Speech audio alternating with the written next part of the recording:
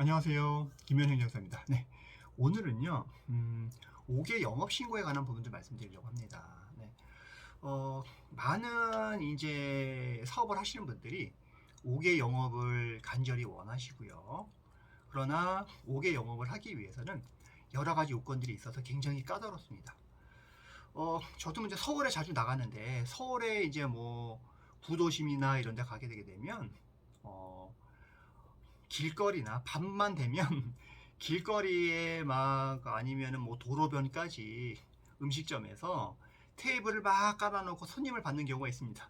이거 다 불법이죠. 근데 이런 대표님들은 그런 불법에서 좀 자유롭고 싶어서 5개 영업을 하고 싶어 하시는데, 사실상 어, 나라 땅 옆에다가 도로변에다가 5개 영업 신고를 한다는 건 사실상 어렵습니다. 제가 제 경험상으로는 100% 불가능하다라고 이제 보시면 될 것 같고요. 정말로 사용권을 득할 수 있는 그런 면적이 됩니다. 만약에 시에서 점용허가, 그거를 위해서 점용허가를 내준다고 하게 되면은 정말로 땡큐겠죠. 그렇지만은 쉽게 점용허가를 내주기가 쉽지도 않고요.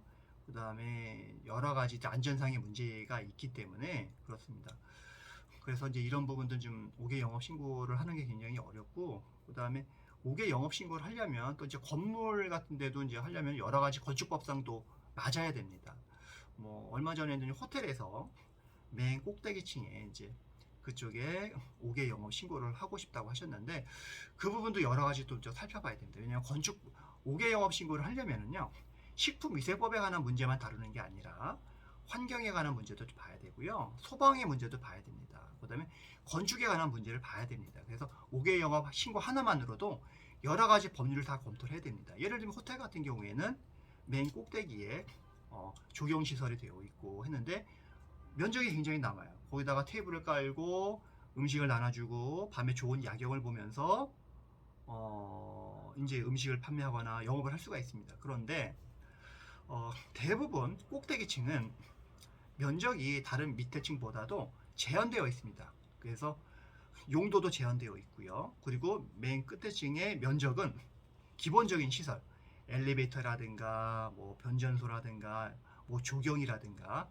이런 거 면적만 잡아놨지, 다른 면적들은 면적이 들어가 있지 않습니다. 그래서 면적이 되어 있지 않는 부분에 대해서 영업한다는 것은 용도 변경, 아니요, 그 용도를 잘못 쓴 부분이기 때문에 건축법 위반이 될 수가 있습니다. 그래서 그런 부분들이 있기 때문에 어, 옥상층에다가 그걸 한다는 건 사실상 쉽지는 않고, 다만 증축을 한 다음에 용도 변경을 해서는 가능합니다.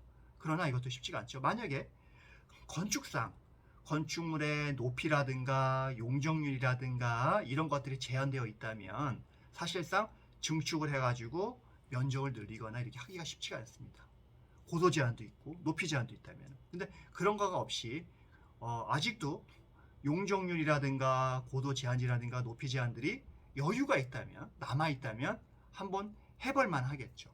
근데 그런 것들이 아니라면 사실상 어렵기 때문에 대부분의 호텔에서 눈 가리고 아웅식으로 해서 음식물을 같은 경우는 뭐 그 위층에다가 뭐 이제 잘 드러나지 않도록 음식을 이제 신청할 수 있도록 해서 거기 이제 직접 뭐 음식을 갖다 주고 뭐 편법적으로 이렇게 하시는 거는 같습니다. 사실상 건축법이라든가 이런 측면에서 봤을 때는 법 위반이겠죠. 근데 사실상 현실적으로 법적으로 안 되기 때문에 어떻게 해서 사업을 하는 사람 입장에서는 어떻게 해서 이제 사업을 하셔야 되잖아요. 그래서 그렇게 하시긴 하지만, 그래서 5개 영업을 하려면 여러 가지 많은 부분을 좀 검토를 해야 되는데, 많은 분들이 행정사님 5개 영업 신고 허가 내주세요 이렇게 하시는데, 저희도 법을 맞춰서 법에 따라서 법의 기초에 해서 법을 기초해서 인허가 서류를 만들어야 되는데, 사실상 법을 무시하고 할 수가 없습니다. 근데 또 이런 분들 얘기를 하시죠.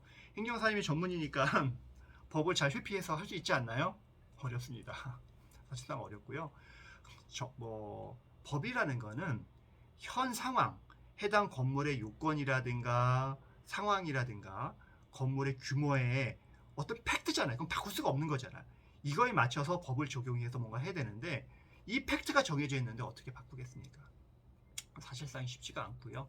그래서 이제 그 5개 영업 신고에 관한 어떤 로망을 갖고 많은 분들이 전화를 주셔서 이번에도 영업하다가 단속됐습니다. 영업정지 받을 것 같습니다. 이렇게 해서 행정처분 구제해 주시고요. 나중에 5개 영업신고도 해주세요. 이렇게 하는 분들이 많아서 그분들 고충은 알지만 저도 이제 성공하는 것들이 쉽지가 않고 많지가 않다라는 걸 미리 말씀을 드리고, 정하고 싶다면 어느 정도 사용 권한이라든가 건축법상이라든가 소방상 문제가 없으면, 식품위생법상 또 이제 문제가 없다면 가능하겠죠. 이제 이런 부분들은 이제 잘 모르시기 때문에 저희한테 뭐 자문하겠지만은, 그래서 저희가 할 수 있는 부분들은 처음에 문제가 없는지를 검토하는 걸 저희가 먼저 해드려야 됩니다. 그리고 나서 문제가 있다면은 과감하게 이제 포기를 하고, 가능하다면은 다음 스텝으로 가야 되겠죠. 그런 부분들은. 그래서 저희도 전화 한 통화 받고 말씀만 듣고 모든 걸 판단하기는 어렵고, 기본적으로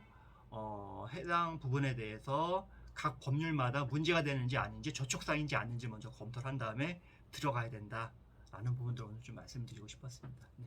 오늘 여기까지 하겠습니다. 네. 감사합니다. 네.